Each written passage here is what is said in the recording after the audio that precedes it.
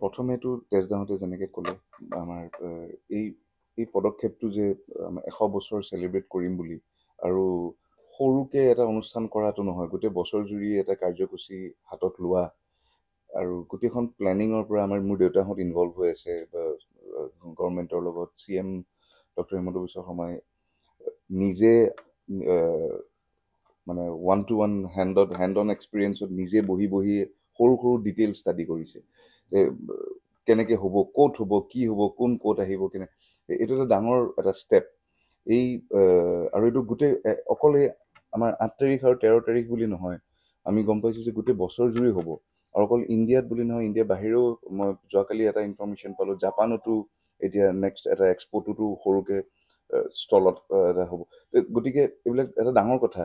বৰদেউতাৰ আমি আচলতে অকল আমি পৰিয়াল বুলিতো আমি প্ৰাউডেই ফিল কৰোঁৱেই কিমান এটা সেয়া, কিন্তু অসমীয়া জাতিটোৰ কাৰণে এটা ডাঙৰ কথা যে আমি তেনেকুৱা এজন যে মুৰব্বী এজন পালোঁ, যাক আমি দাঙি ধৰিবলৈও মানে পাৰিছোঁ আজি পৃথিৱীৰ এটা ষ্টেজত। তেওঁৰ লেগেচি, তেওঁৰ কম্পজিশ্যন, সেইখিনি বহুত ডাঙৰ কথা। আৰু এটা মনটো ভালো লাগিছে চাওঁতে চাওঁতে বৰদেউতাৰ 100 বছৰো হ'ব হ'ল, সেইটো এটা মানে এবচেঞ্চটোৰো এটা ফিলিং আহে। আৰু আমি এতিয়া আজি দিল্লীত গুৱাহাটীলৈ গৈ পেলাই বাকীখিনি কাৰ্যসূচী আছে, 8 তাৰিখে আছে, 13 তাৰিখে আছে, মাজতো বহুত মানুহ লগ ধৰা কাম আছে। ভাল লাগিছে এক্সপিৰিয়েঞ্চটো এটা ভাল। আৰু থেংক ইউ জনাবই লাগিব, আমাৰ ধন্যবাদ দিবই লাগিব, কৃতজ্ঞতা দিবই লাগিব চৰকাৰক আৰু আমাৰ বিশেষকৈ আমাৰ CM ছাৰক, কাৰণ তেওঁ আগধৰোঁতাটো তেওঁ, কাৰণ তেওঁ কমাণ্ডিং অফিচাৰ, তেওঁ কওঁতে বস্তুবিলাক হৈছে। আৰু সৰুকৈ পাতাটো বেলেগ আৰু গোটেই ইমান ডাঙৰকৈ এটা ডিচিশ্যন লোৱাটো ইমান সহজ কথা নহয়, কাৰণ চবেই পাৰ্ট ল'ব খোজে।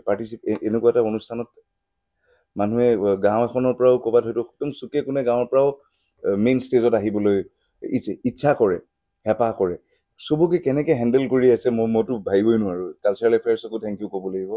আমাৰ ডাইৰেক্টৰ কালচাৰেল এফেয়াৰ্ছে একদম হেণ্ড টু হেণ্ড আমাৰ লগত ডিল কৰি আছে। আহাৰ পৰা তেজদাক কণ্টেক্ট কৰাৰ পৰা ইয়াতে আমি থকাৰলৈকে কোন ক'ত যাব, কেনেকৈ যাব, এইখিনি ওৱান টু ওৱান আমাৰ ইনভলভমেণ্টটো আমি খুবেই ভাল পাই আছোঁ।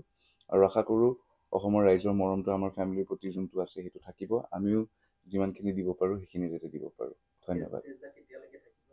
তেজদাৰ এতিয়ালৈকে আমি জানাত ৰিটাৰ্ণটো এতিয়ালৈকে কনফাৰ্ম হোৱা নাই, কাৰণ এই প্ৰগ্ৰেমবিলাকৰ ফাইনেল হৈ যোৱাৰ পিছতহে হয়তো হ'ব। তেজদাৰ এনেই আচলতে অপাৰেশ্যন আছিলে ভৰিৰ, তেখেত ঠিক পূৰা সুস্থ অৱস্থাত নাই। ভৰিখনৰ তেওঁ অপাৰেশ্যন শ্বিডিউল আছিলে, এইটোত দৌৰাদৌৰিকৈ কণ্টেক্ট কৰোঁতে আহি ওলাইছে তেখেত। বহুত দীঘলীয়া হয়তো নাথাকে, কিন্তু এতিয়ালৈকে ৰিটাৰ্ণটো এতিয়ালৈকে কনফাৰ্ম নহয়। Thank U.